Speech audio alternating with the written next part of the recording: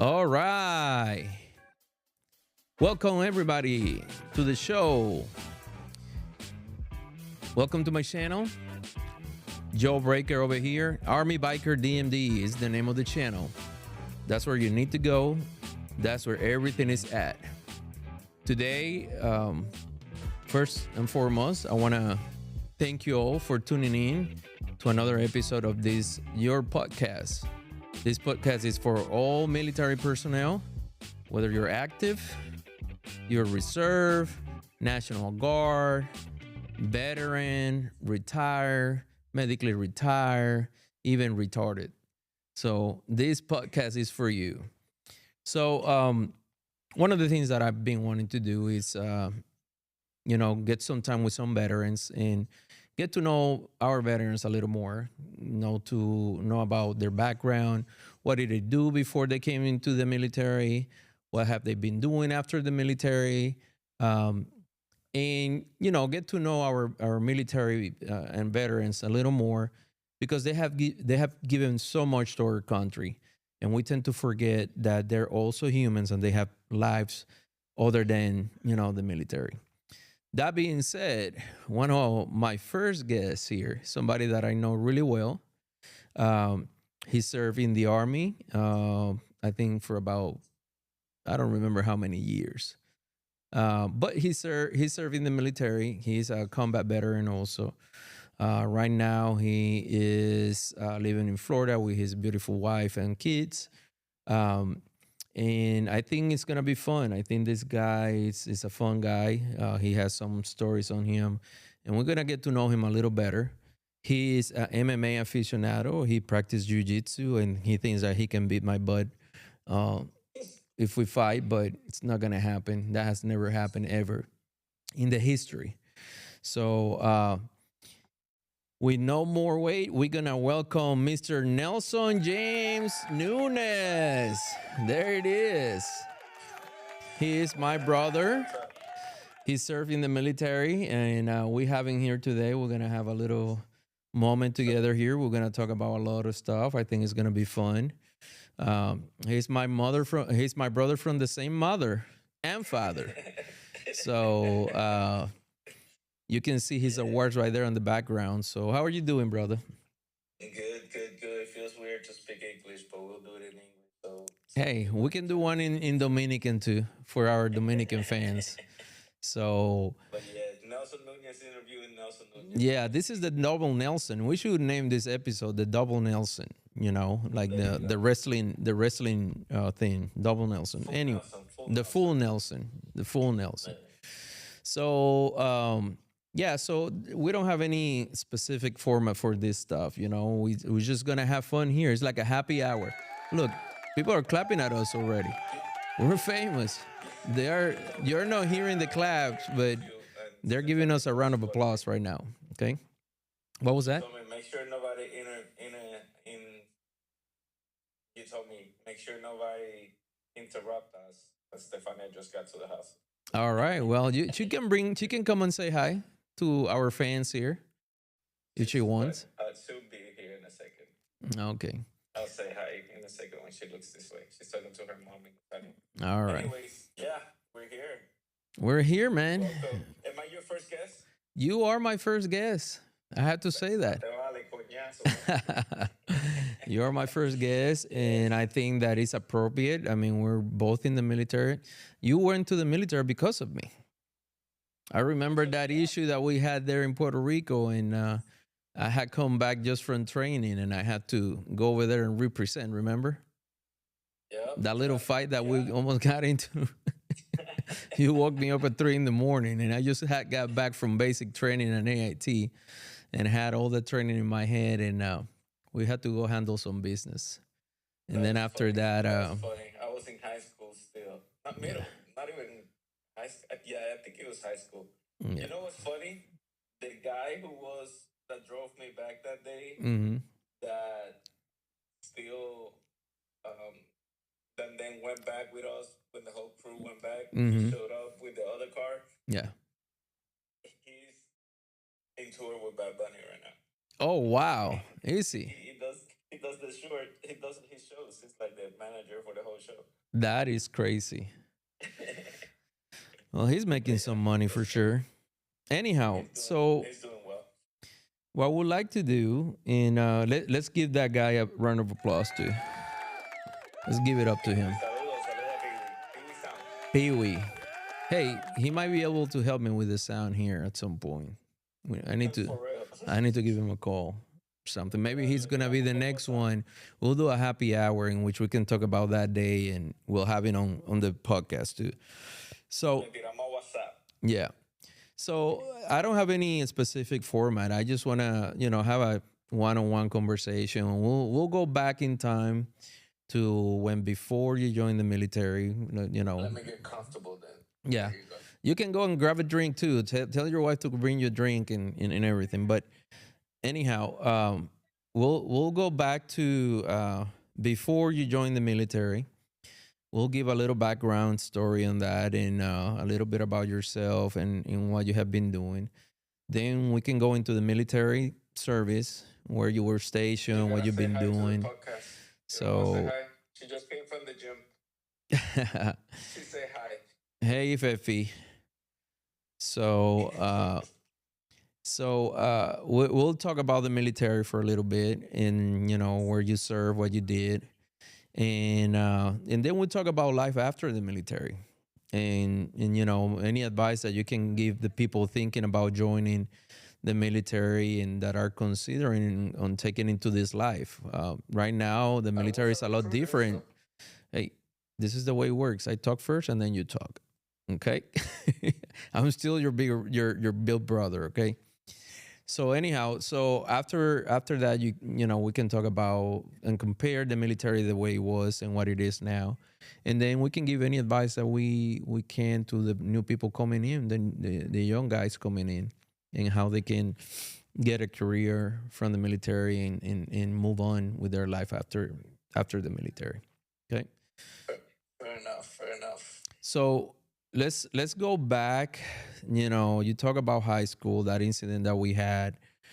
What were the struggles when you were younger? Did you know what you wanted to do? Do you have any idea? You go to college. Did you get too much into the life, the college fun life? So Let's go back yeah, then. So where you I from did first, both. for people that don't know you? So we're Dominican. Mm, I was born in New York, but I grew up in Puerto Rico. So mm. basically, we've been in Puerto Rico. I've been in Puerto Rico since third grade until I joined the military. So I left in 2000. So um, the nothing. We Dominican. We grew up there. Challenges. If Look number at the one, camera, sir. first challenge was growing up Dominican in Puerto Rico Hmm. in the 90s, in the 80s. You Mm. know, That was fun. uh, that had to learn how to fight real quick, Making those or Dominican or jokes. or make jokes or find some way to cope with the bullying and stuff like that. But it was normal day, everyday normal stuff. So um, I remember Was it the fact hard we went being in on. high school and being from another place, and or did you manage to make a lot of friends and At first it was kind of hard because I was young. We had the Dominican accent because we grew up the early age. I was in Dominican Republic, so I came out to a new island with a new accent. Even though I was a U.S. citizen, I was still an immigrant basically because mm, my whole family is immigrant. Accent, going to a new school, kids being kids, just assholes being assholes, So had to learn how to fight from young age, but then after that, I became like one of the cool kids. let's go Graduated let's from go school. more into how to learn how to fight as a young age. What did you do? Did you practice any sports? I did taekwondo Okay. as little, from like 7 to like 15. Did black belt in taekwondo. Um, Do I you think did that helped CrossFit. you become the person that you are right now and the love for the sports? Yeah, I always liked the sports. I because of mean the the fighting because life, like the you know how mom MMA and you know stuff how like that. you know how mom was. No, you're not gonna come home crying. You better learn how to fight and earn your respect. Yeah. And you know, Either we you all fight the guy or you fight mom. That was the rule. And let me tell you, I didn't want to fight that 4'9" lean mean killing yeah. machine. So it She's was you tough. either fight out there or you fight over here when you come home crying. So and then what I learned real quick was it doesn't matter how big or little you were. If you fought for your respect once or twice, then you The don't have bully to do was it over. anymore. Yeah. It was usually once or twice every year, and then there You was just had to hit no. the big guy on the right place in front of people a couple of times, and that was it. Sorry about that. I had Yeah. a call coming in. And then that's the other thing. After you do it once or twice, you kind of know what your angles are and what makes you better. Towards the end, once I was in the military, fast forward a couple years in the military, I knew when it was going down before it went down. So, Okay. but yeah, so that's kind of where the martial arts thing started as a little kid. Did it all the way to around 15 when I met girls. And then something else caught my interest. Then I started playing with growing up in Puerto Rico. Volleyball is a big high school sport for both And you men did it and for the female. girls, not for the sports. I was in the volleyball team with the volleyball girls, hanging around with them. I was helping the cheerleaders. So that was got my my attention at that time. Okay. And then after that, had a great time in high school. By the time high school, I basically was emerged as a Puerto Rican. Like I had no accent. I was, I Mhm. spoke like a Puerto Rican, drove like a Puerto Rican, act like a Puerto Rican, everything. So I feel Do Puerto you Rican, I feel feel Dominican, I feel both.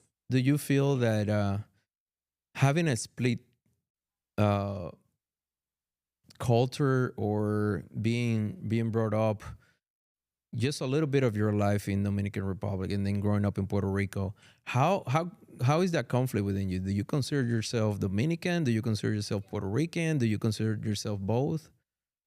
So I was never Dominican enough to be Dominican. I was never Puerto Rican enough to be Puerto Rican.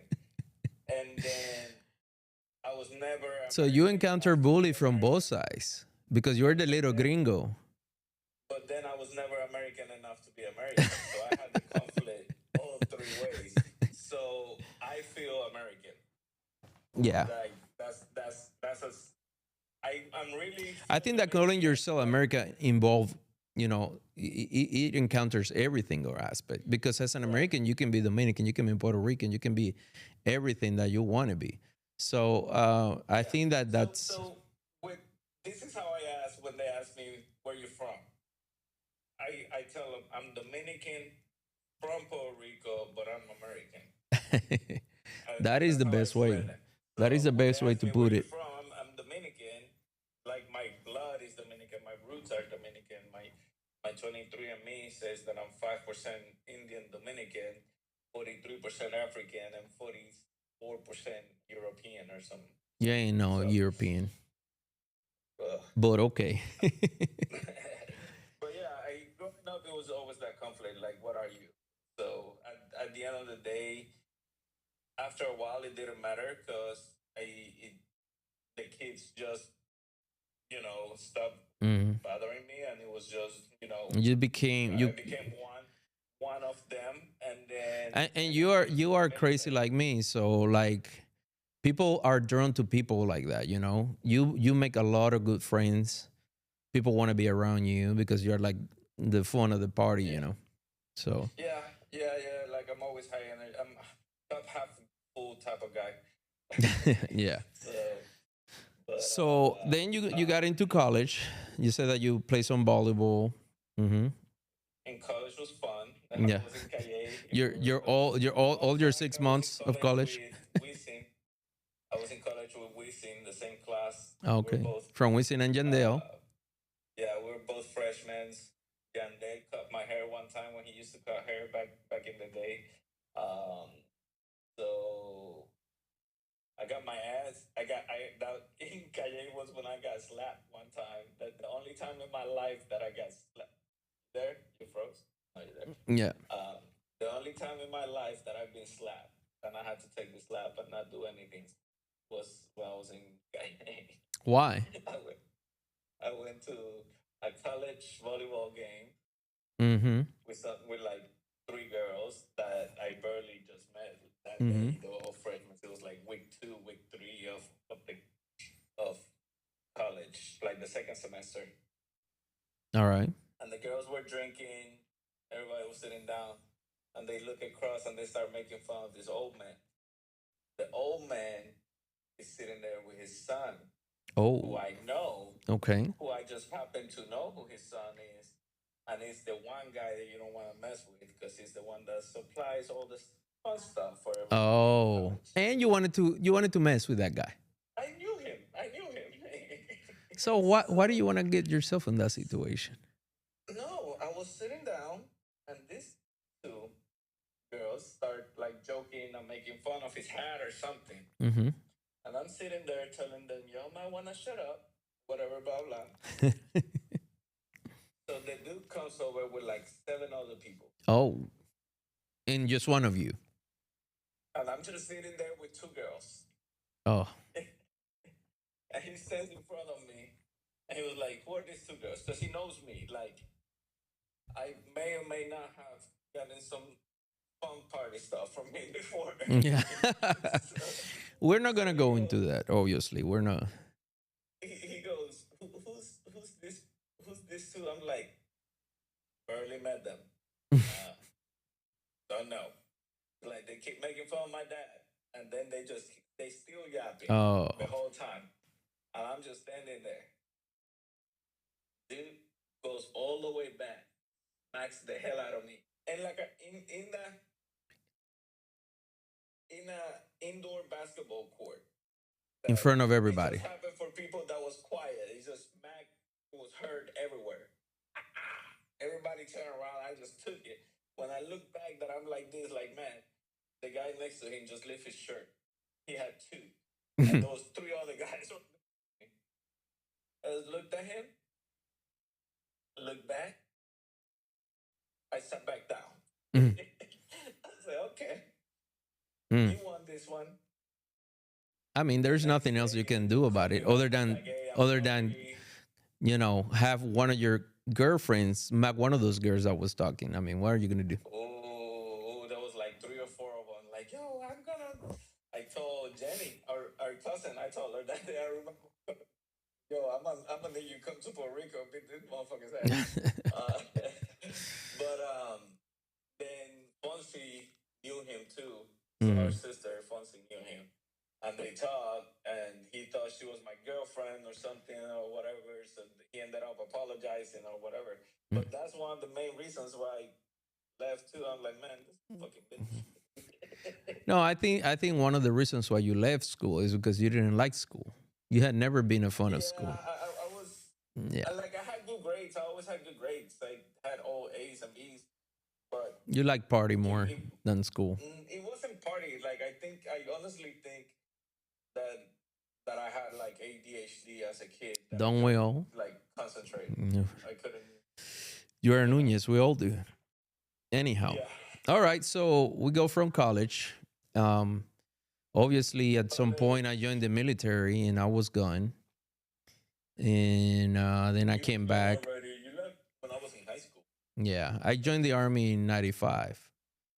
Yeah, I was like Mhm. I didn't get to high school till '96. So, but because it was 3 years of high school in Puerto Rico, so it would have been my freshman year here. Yeah. So I came back from training. You woke me up one day at 3 o'clock in the morning because some dude had smacked you in the face. And yeah, long story short, you woke me up. Senior I year. got a hammer, got into the car and went to the guy's house. Our sister got in the car too. Yeah. And We then stormed that guy's house and he never came and out. then while we doing this, while me and you getting my sister together, you getting the hand, Pee Wee goes to the crew that we used to hang with. like to Mm-hmm. all boys, and Mm-hmm. get all of them. So he Yeah. fills out his car, and we got a car full too. And then Mm. we go back to the spot to search for the dude because I got into a fight because this was high school stuff. I was dating this dude's girl Oh, so you or ex deserve to be girl, smacked. whatever. I Huh? didn't know the backstory, Yeah. So but you I'm were my dating this brother, and girl's he girl. smacked you, so it didn't matter what you did. I don't Yeah, care I if was it's your dating this fault or girl's not. girl, and then I was 14, and the ex boyfriend was like 18, Yeah. and then I remember they he, took off, and I was with my hammer in my hand, no shirt, and they took off, and I started running behind the car with the hammer. so they she had a party in her house, and I was sent a message to not go there because her ex boyfriend was her neighbor. That if I was gonna go there, that I was gonna get my ass whooped. And you So I won. went. So I went, and then I went with Pee Wee and my other friend Rodan. Rodan left, and Mm. then me and Pee were there. And then when we go out, the kid is 18, bigger than me, but I'm whooping his ass. So his dad runs out and holds me. And when his dad is holding me, the kid hits me.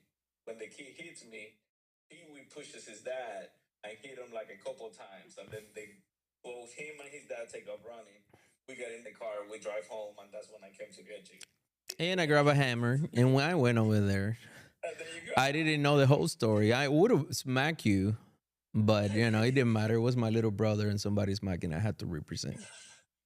Then we go there, we find the guys. He's like with 10 other people. The Mm. moment me, you, and Fonzie get out of the car, Pee Wee just happened to be following us. Parts, like 6 other people pull out the car at the same time. So we Yeah. walking like with this mass amount of people, and you go with the hammer. Who was fighting with my little brother? Yeah. I was crazy back then. So anyway, that was a fun story. But let's move on to the military now. That So was funny. what made you join the military, and why Uh, the army? I was in Springfield. I didn't want to stay in And we Springfield. had talked already about, Yeah, we had you. talked. Like I I told didn't you know what to you do, need and to you told me just join the join. military. I remember telling you need to join the military, or because I mean that's the only Yeah, like way. I didn't have shit to do. Like I was just in Springfield. I was trying to. I tried a couple jobs. Like there was nothing, and it Hmm. started to get cold. So I was like, "Fuck this." And then just out of the blue, just walked to the map station, and I was gone less than 30 days later. All right. I And was why gone. the army? Because I was in the army. Yeah, because you told me. He said, This maldito loco joined the military and he's able to run up on somebody with a hammer. That's where I need to be." Realistically, it was like you told me join the army, be a medic, and I was like, sure, why Yeah. not? So passed the test, joined. I went to the Lackland Air Force Base for the school. I think I failed the test on purpose, to be honest with you, just to go to the school. All right. And then went to basic. And I got assigned to Fort Hood, my first station. Ford lost in the hood, huh? How was that? Fort Hood, Texas. That was right before when the bases were open. I Okay. got to Fort Hood, and that was the week. Like my second day in Fort Hood was the day that they did the raid, that the Mm-hmm. DEA got into Fort Hood to get the drug kingpin that was an E4 that was living in the Oh, barracks. E4 Mafia, baby. E4 Mafia. DEA helicopters on base, on To the get him. barracks. So he was like a drug lord or something, or Yeah, kingpin? check. Yeah, like a drug kingpin in Killeen, Texas. That's Look crazy. for that story. It was crazy. That was like my first week in Fort Hood, and then I was in Fort Hood when 9/11 happened. All right, let's go back a little bit. How was the basic training experience for you? Did you go in a co-ed? I was never like the hua hua guy. Oh, Like that was me. Huh? That was me. Yeah, I remember doing push-ups and telling the drill sergeant, "Is that all you got, drill sergeant?" To the point that one of the drill sergeants told me, "Oh, really? This is what's going to happen. Anytime you see me, you just start pushing. no number. Just start pushing until you don't see me anymore when I walk away, and that's when you got get up. That's how pushy I was with the drill. So I Yeah, got smoked so I much was time. never the hua guy. Like the military was always a job, and now that I'm out of it, I feel proud of the service that I did. Mm. But when I was in, like I was, but it's probably too because of the people that I serve. Like some of the motherfuckers that I serve, like they are like heroes for real, for real. Yeah, You know, so I see what I was doing or where I was stationed, and it's like, okay, I did I my did. part. I did my part. I did my part, but I know some motherfuckers that did way Okay. more. You know, so So basic that's training I'm comfortable AT, with it. and then you went straight to Fort Hood. How long were you in Fort Hood for? For Hood, that was one of the long ones. That was probably like 4 years. And for those that are watching and they don't know, Fort Hood is one of the biggest army bases that there is on states. 212 calf. That was when the calf was still there. I don't know Yeah, if they still and there. they had the biggest, one of the biggest motor pools. I think it's the biggest one. In motor pool is where they keep the vehicles and they do maintenance and all that. So, do they have tanks and That, all that? They have track that's vehicles where the there too, soldiers right? get made soldiers for real. Boy. They had track vehicles there, right? Yeah, we had I had a One one little fives and 113. I okay, had a 113 577. yeah. Um, I drove like one of the the five 77s Humvees. in Korea. They had track vehicles over there in Korea. The Yeah, 577 is the one that has the handles, right? yeah. Yeah, that's the one that I drove. We had those. We had these ones, and then we had the little Yeah. driving that you see with the head out Mm-hmm. the, the tarp and get All the stuff. thing in Yeah. your face. All right. Went to NTC a couple times.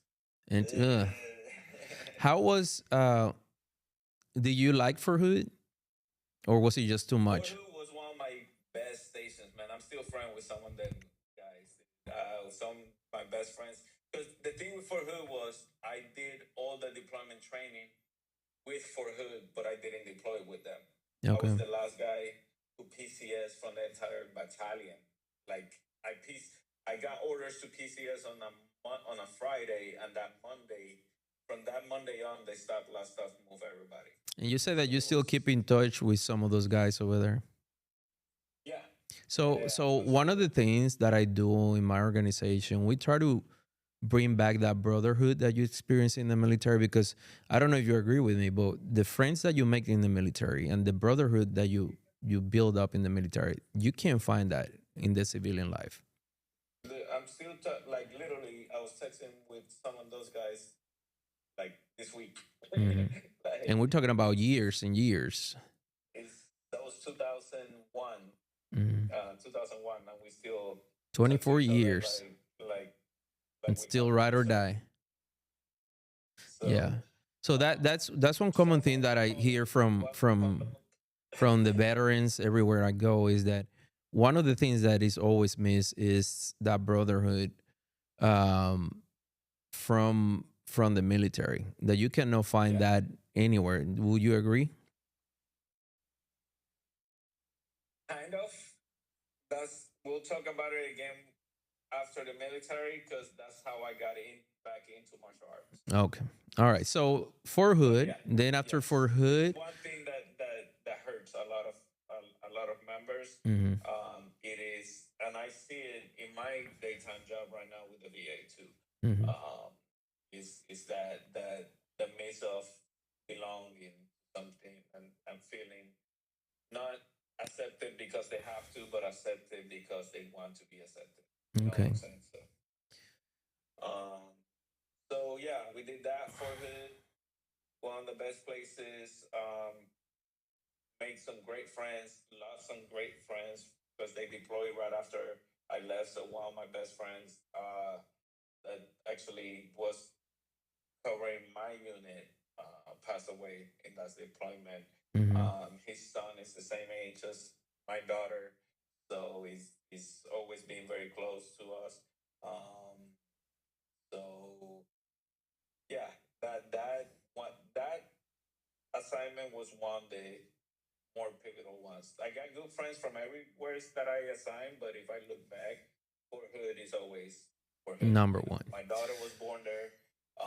Me, I was born in Fort Hood, so All right. it was a good. it was a good station. All right. And then Fort Hood, where you go after Fort Hood? After Fort Hood, I went to Augusta, Georgia. Oh I my. worked in the ER. That was a How fun long were you assignment. there? Actually, how long were you in Fort Hood? Fort Hood, I was in Fort Hood until 2005, 4 or 5, somewhere in there. Mm-hmm. 4 or 5, I think. My daughter was born 2002, so probably 2004, five, Okay. somewhere in there. All right. And then Augusta, And Georgia. What Army base do they have in Augusta, Georgia? uh, for Gordon, Fort for Gordon. Gordon, Okay. yeah, I worked in the ER for Gordon, night shift ER. Air conditioner. Going from the motor pool, It was actually going from the motor good, but pool in Fort Hood yes. to a air conditioner hospital. Oh, it was great. It was it was What rank great. were you at this point?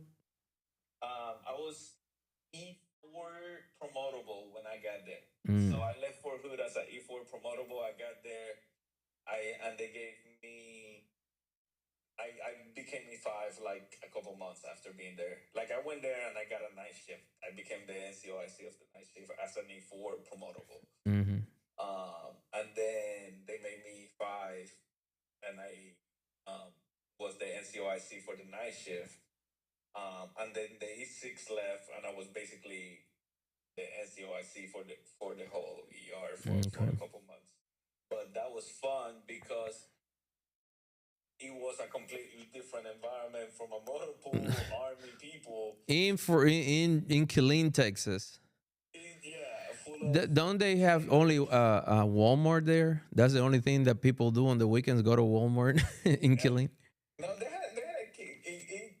had things to do, but it was infantry Mhm. tanker Oh wow. mentality to a hospital that you can't curse. You gotta be nice. You gotta Oh be Lord. professional. Yeah. No. So it How was was a that fun change for you? transition. Huh? Was it tough to getting used It to? was tough because my language Mhm. was multiple language. It was multiple English. No, no hospital English. No hospital English. So I will get mad at some of the soldiers, and F bomb. it will go multiple mad. But it was a transition, but it was good because I got to see the civilian side of it, Okay. and I got to interact with doctors that weren't military, and I got to learn some of the medical stuff. So it was that assignment was really good because it was I learned a lot when it Okay. comes to that's what got me into this field that I'm in, like talking to doctors, talking to nurses, talking to lab technicians. I made friends, like you say, I got that personality. I made friends in every floor of the hospital, so and I was the NCOIC of the ER, so everybody had to talk to me, Mhm. especially at nighttime when we had to, get people to the floors or get people to x-ray or get people to admissions or coordinate things with doctors or surgeons or Yeah. whoever it is. But it was a good learning of the treatment and what the veterans get. So Now you have been in the army at this point for how long? at this point, about 6 years, 5 6 years. I got How into the army in 2000. how so think about the kind of person you were before you joined the military and fast forward Oh, 6 years and how was your life different just from becoming a soldier those and six being in the years, military? I was already, I became a man, I became a dad. I went from being a child with no purpose or destination or anything that really interested me to at least having the goal of providing for my daughter and wanting to progress. I didn't know if I wanted to be in the military forever, but at this point I figure, well, since I'm here, let me make the best of it and get as much training as I can Hmm. until I know what I want to do with my life. And at this time, I still was in the military, I think. What year was this? That was 2006. I Yeah, joined I in had just got out to start dental school, I think. yeah. Yeah. So so at at this point, I was taking the military a little bit more seriously. I was in COIC. I had soldiers. I got people that I had to take care of. Mm, So I was a little more invested than when I was a private mhm, and you know, as PSC, mhm. especially kind of just riding it alone, trying to figure out. At this point, I was like, well, if I'm gonna be here, I might as well Yeah. make it work. Um, from Fort Gordon, where did I go? Fort Gordon was good because I learned a lot of, like, I was at EMTI. I got a lot of. I got certified for the hyperbaric chamber. I got a lot of good training. A lot of the ACLS. A lot of Mhm. the military combat related training. So that was very good. That actually came to use when I deployed.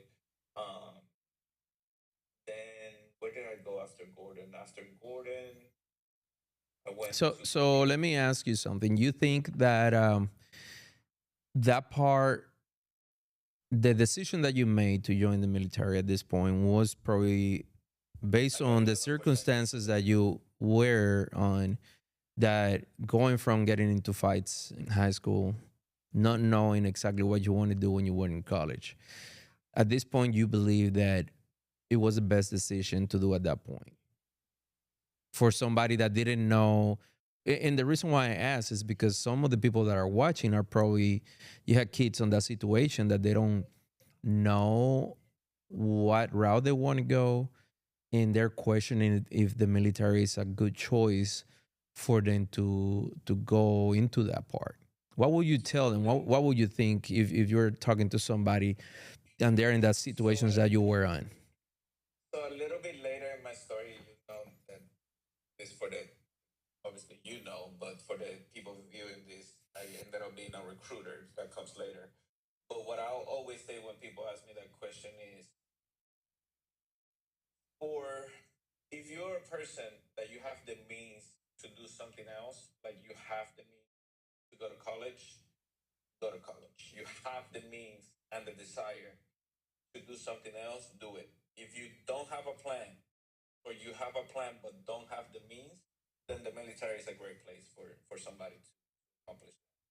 So a lot of the kids have no destination where they want to go. Hmm. Go in and do 4 years. I promise you, you're gonna know if you want to stay longer or what you want to do after Yeah, those four those four years. years, it will give you an idea. To Yeah, those four me, years will either give you an idea or it will give you a skill. One of the two. So yeah. even if you get out with no idea what you want to do, at least you have a skill Hmm. that you can do and work on that and earn a living on that. But if you do have the means, and let's say somebody else busted their ass in your family for you to be able to go to college and become a dentist or become whatever, then they already did that sacrifice for you. That's what I tell my kids. You know, you want to go to the military because you want to, great. Go, I'll support you.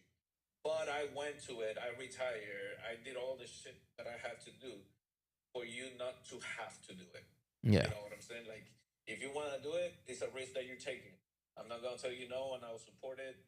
But But I did instead it, of so doing you don't have to. nothing, you said, well, I became a man and all that. You think that the military had to do with that? Yeah. Yeah, yeah. Yeah. Like ain't nobody getting you nothing. Yeah, You're you gonna had to do your grind. If you stuff. want to You make gotta more money, you have to get promoted. In order for you to get promoted, you need to go get it. yeah. All Like right.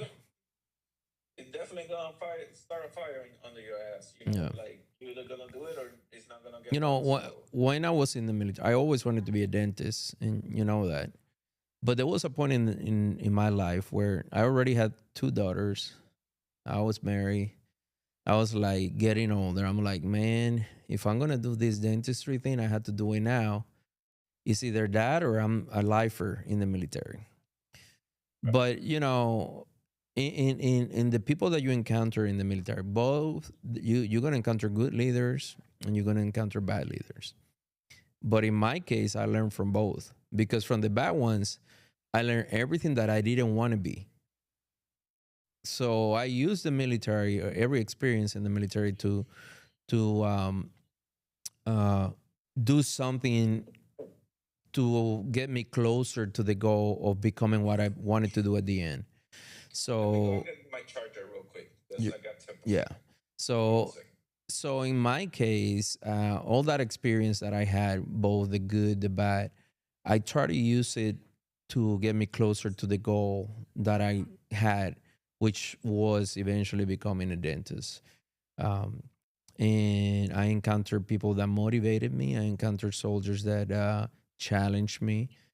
I was given opportunity to to go to college while I was in the military. Um, so I had great NCOs that supported me on that aspect, and I was able to finish some of the requirements that I had to finish to apply to dental school. So I can relate to that. So you went to Fort Gordon, then after After that, Fort is Gordon, that I went when to you went to Korea. Korea? Yeah, Yeah, Korea was Korea. fun. After Korea I was had not was met like anybody in the military that did not like the assignment in Korea ever in my life. Korea does Korea something to was. you. That's all you, bro. That's all you run. Whew, it changed you. I'm gonna put it to you like this. I was just breaking up from my wife Mm-hmm. at the time, Mm-hmm. and I went to Korea Oh Lord as a Jesus. brand new single man. Oh, poor, Korea was poor. great. Yeah, Korea it was was great. fun. But in Korea, it was good. Um, I was already an NCO. I was part of the unit that did the welcoming and the reception for everybody into the peninsula. That came into So country. we did the health screenings, and the pre-deployment onboarding and post-deployment of everybody coming to the peninsula. So we'll check the records, give any vaccines they need, Yeah. and depending on their units and things like that. So that was fun. I also um, became a member of some of the fraternal organizations over there, which is similar to kind of your biker club Yeah. thing. So I some of the fraternal organizations that I became a member of over there, I'm still really good friends, and I got some of those guys that live Let's give him a nearby. round of applause. All those guys back there. Yeah. That's right. So yeah, Korea. Every assignment's been having like a little special place in my heart. So Korea, I got friends from Korea that live 20, 30 minutes from here, that when we meet up, it's like we never left. It's like still a barbecue that we had in Korea every weekend. So had a really good time in Korea. All right. Uh, So and let's. then So after Korea, that's when you left. You left Korea and you got assigned to Italy. yeah, How I lucky went are from you? Korea. I went back to Texas for physical therapy school. I went to physical therapy school in San Antonio. That was another trip to San Antonio. So I've been to San Antonio 3, 4 times. Yeah.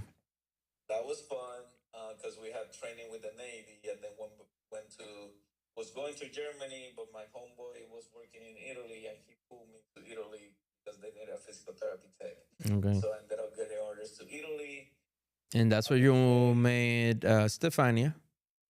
That was by that time I was already I think I was an E6 already, or became an E6 in Italy. So no, I became an E6 in Iraq. So I was assigned to Italy, but I was a senior E5. Like I was already running the departments. One, I was basically an E6 without being promoted yet. I was waiting on points or something. So where was your mindset at this point? Uh, you have been in a few army bases. You At this became point, I was a a lifer. therapist. At this point, I was a lifer. Yeah. I, So you were thinking, okay, I'm gonna retire. yeah, No regrets. You yeah. have served I your was 8, 9 country. years. I think you're now. Can you hear me? Yeah. All right. I was 8, 9 years in. I knew I was the retention NCO, so I knew I was gonna be a lifer. I had one more enlistment to do. I think that's why I became a lifer in Italy before I got deployment orders and everything. That's when Then my wife was Iraq started. Stefania. Well, Iraq has been going on because at that point I had come back from Iraq, and Yeah, I yeah, was yeah. just I had become a dentist probably at that point. Yeah, Iraq been going on the whole time, and I haven't been deployed. So I was one of the latest guys to get deployed. So Mm. actually wanted to deploy a long time before getting to the police. So throughout the whole time, I volunteered for deployment since I left for Hood, just because I wanted to deploy. I never got orders. Mm. Um, so And then you wanted to get out, and they got you orders to go to Iraq. right. That's how the military works, man. No, I was gonna re-enlist. So I was already in death. I was coming. I had gotten married to Stefania already. She was pregnant, and they called me and they're like, "Hey, you're gonna go to like White Sands or something." It was like White Sands, New Mexico, to a unit that they're deploying as soon as you get there. Hmm. And I was like, my wife is 3 months pregnant and she's an Italian citizen that's coming to the States for the first time. Like, no. The army And doesn't care, no. man. They don't care about that. They're like, well, we're looking at your stuff and you haven't deployed in 10 years. And this is, coming towards the end of the deployment.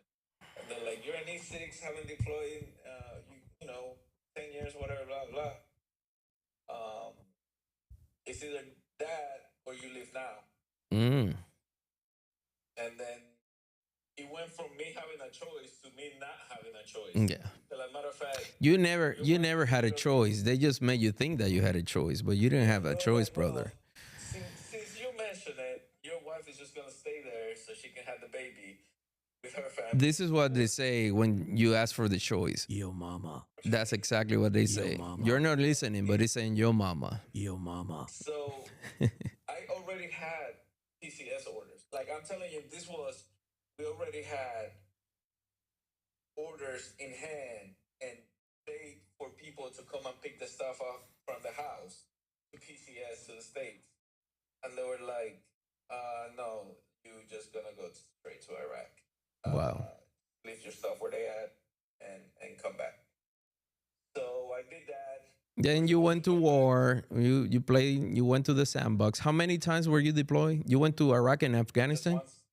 I just went to Iraq. Iraq. Okay. I thought you went to Afghanistan too for some reason. No, I did. I did like almost 15 months. I did like 14 months and 27 days or some shit like that. Because if you did over 15 months, they had to pay you extra.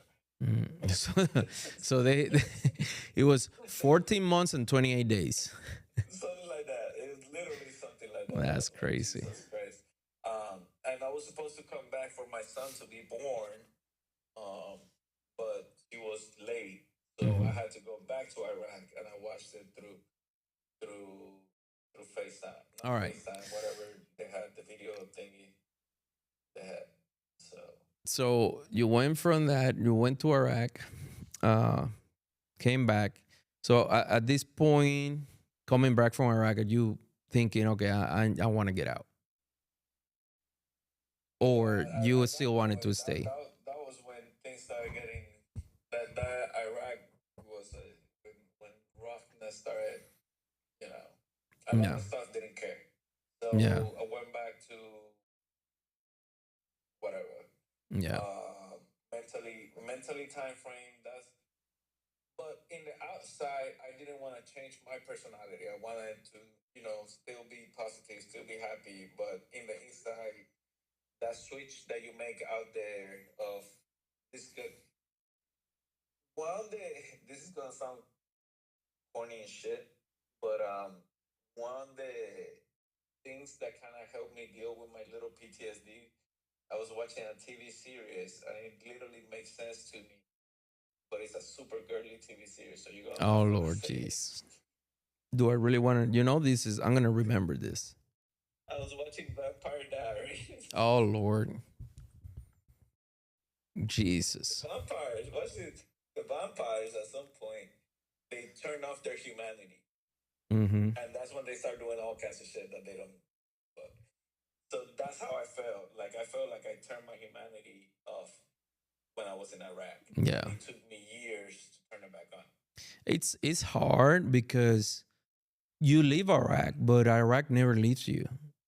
I mean, Iraq Right. is the things that happen there. Indeed, is always in my mind, always. And So it feels like can you go without it all the like I feel my humanity is turned on purpose, and if I'm not conscious, it turns back off by itself. yeah, You know what I'm saying? Like I have to keep it on. Like I have to. Like I yeah, gotta stay human, because if I'm not human, yeah. it's gonna be bad. So When do you that's the realize part I after have. coming from there that something is going on in my mind? And it's not normal. Right. What? When do you realize after coming from Iraq that there was something else going? You might want to straighten out the camera because I'm looking from you like from the bot. There you go. Um, took a while after. Did you even know that was something going on that wasn't normal? Because in my case, Really, I never did, and I cannot did, but I never did. But I I think was it was nervous. never like mentally disabled for it. Like I was able to function. I didn't have to take medications or anything, but I had to stay busy in order not to think about. To this day, I I still think have to. towards the end of my active duty time, I kind of realized like, okay, not normal, Yeah. because I was getting to a point Hmm. that doing something harmful was a serious, very feasible option, and Okay. not to myself. So, you know, like when it got to that point that you're looking at serious consequences and contemplating, like, I don't really care if I go to jail. You Yeah, know, that's a problem. like when you're sitting there and actually contemplating, I could really, you know, do something really bad to someone. Yeah. I was like, okay, maybe I should talk to somebody. Yeah. Um, All right, but let's fast forward a little more because I'm running out of time here. yeah. So you get out of the military. How has your life changed after the military? What So things are good and what things you struggle with? after the military, it was rough for a little bit. I struggled with the same thing when you talk, like being part of a group, being that camaraderie and stuff like that. Mhm. So actually, my wife was the one recommended to try martial arts again. She was like, "Why don't you go and do martial arts, this and that?" I was like, "I ain't trying to get punched in the face. I'm not trying to get kicked in the face because I was overweight. I was 220 pounds at the time. Um, I was recruiting, so I was doing great in my work. I was 2016. I did 16. I got medically retired. Um, I had some. I got out like a 50-60%, but eventually got up to 100. But work wise, I was always doing good. I was earning good money and this and that, but I didn't. I was still with my humanity turned off. Like I didn't care. It's been years that didn't care. I had my second son. It was years going by that life was basically meaningless for a while. Mhm. Um, and then I started doing jujitsu. I took my oldest son to jiu-jitsu one time. That was kind of fun, and that was the first time my wife saw me kind of happy. So when I retired, she was like, "You should go and try jiu-jitsu." I did it. It was kind of fun. Made some good friends, and that's kind of how I fell in love with jiu-jitsu. That was in Houston with Alliance. Shout out to Danny. I think he just sold the gym to a couple of the guys that used to be that I know from when I was there. So big shout out to everybody out there. A couple black belts, And a lot of how good long have you friends. been doing jiu-jitsu now? And how has jiu-jitsu helped you cope with the stuff that you struggle uh, from the military and from being in Iraq and all the stuff there? So with jiu-jitsu, it's been great for my mental thing. Like obviously, I'm not, a world caliber athlete. So it's more for my mental thing. And right now, with some of my injuries, there's days that I don't train. There's days that I just go there and sit and watch. Hmm. Um, But but your I do. kids I've are in been doing jiu-jitsu it. too. Hmm? Your kids are on jiu-jitsu too. Yeah. My wife is doing it now. My youngest kid is doing it. Like they all do it. My Hmm. wife, my daughter, her boyfriend is purple belt in jiu-jitsu as well. He's a Brazilian. Oh, So really? I yeah, don't know. so it's everybody. It's part of our family. Um, it does make you very resilient. It gives you a lot of that stuff, but most of all, it makes you clear your mind. Yeah. Because if not, you're gonna get choked. So you gotta be in the moment. It helps you like Would you release. recommend jiu-jitsu for young kids and veterans that had kids that they struggle with the situations that are going on in today's society? Yeah, absolutely. I definitely recommend any martial arts, not just jiu-jitsu, any martial arts. Jiu-jitsu and wrestling will be two of the most that I recommend because it will make them tougher and learn and teach them how to lose, which some kids actually need to learn how to lose. Um, but I think they all are great for their development and their stuff. Um, but yeah, been doing that for about 8 9 years now. So taking me longer than normal people to get to black belt, but it's not a sprint; it's a marathon, and everybody has their own Yeah. journey. So Now this is the big question now. Okay. If you had the opportunity to go back in time, will you do it again? Will you join the army? Will you go through the things that you went through? Knowing how your life has turned out right now, knowing the good things, the bad things, will you do it again? yeah, I definitely would join the military again. Um, I probably, if I would have recognized my craziness a little bit before, I maybe would have done some better decision Hmm. and probably like commission or do something like that. But I'm super grateful for everything I got from the military and that I'm still receiving. Right now, I work for the VA, so I'm still giving to the veterans. Hmm. I work for a national team. I'm helping veterans all across the nation. So I absolutely would. That's why I'm working for the VA because when the opportunity came to work again with veterans, I was like, for sure. So I'm looking forward to doing another 10, 15, 20 years working for the VA and continue to serve the community. So Good. if you get any doctors anywhere, hopefully I get a little, put my 2 cents to get some of those Well, people and through those if you talk places. to veterans that ride motorcycle, tell them about the organization, Souls of Freedom Military Motorcycle Association.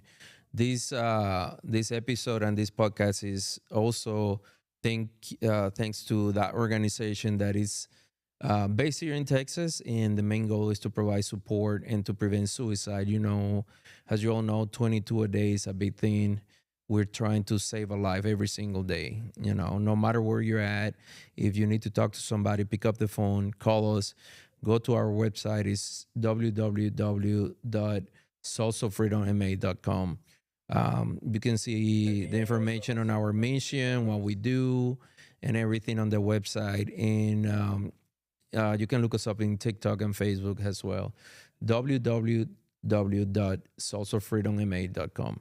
So if you know about anybody that is struggling and needs to talk to somebody, just give us a shout out and we'll get in touch with them. Especially if they ride motorcycles. You know that I'm well into that, and we're trying to help everybody that we can.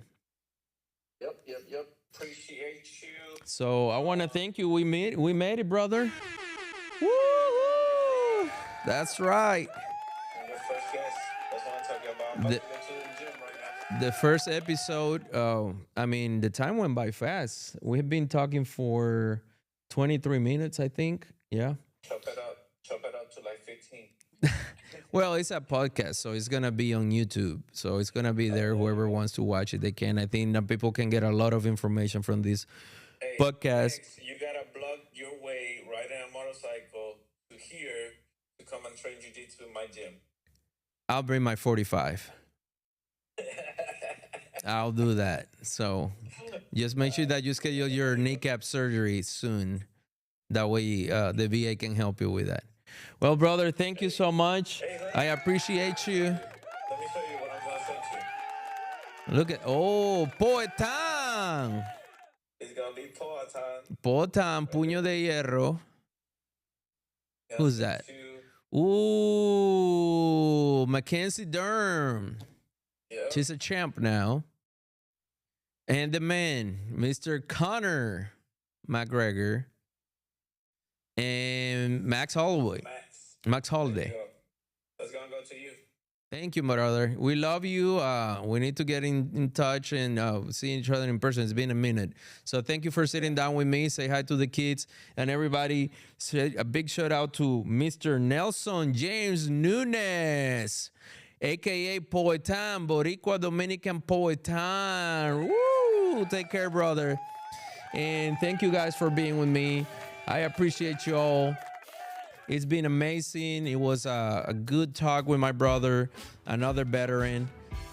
Thank you for being part of this crazy podcast and this crazy life of mine. I appreciate you all. Thank you so much. Don't forget to hit like and subscribe to my channel, share. If you watch it for however long you watch it, please hit like and subscribe to the channel. I'll appreciate you if you do. If you don't, that's fine, but I would really like you if you do. Share with your friends. Let us know if there's anybody that needs to talk to us. Let's stop 22 a day, man. Let's stop it and let's make the difference. And to all my veterans, we're here for you. We're here for you. This applause is for you. Thank you for your service. Thank you for being part of the greatest country in the world. God bless America and God bless you all. Thank you.